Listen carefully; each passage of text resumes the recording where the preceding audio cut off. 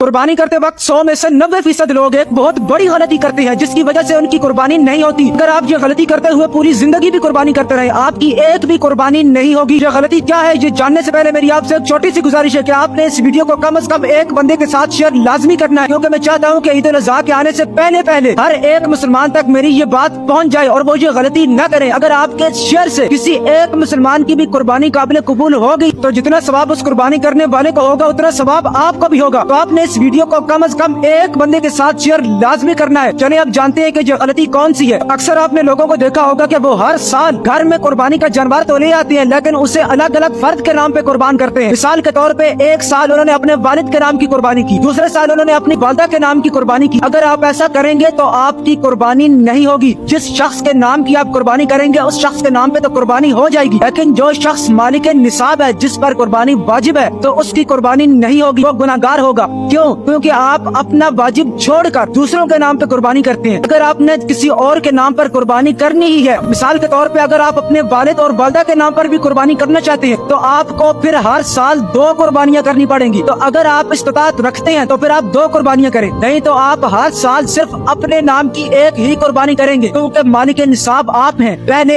आपने अपना वाजिब अदा करना है, फिर आप दूसरों के नाम की कुर्बानी कर सकेंगे। और इस वीडियो को आगे इतना शेयर करें कि इस वीडियो को बनाने का हक अदा हो जाए।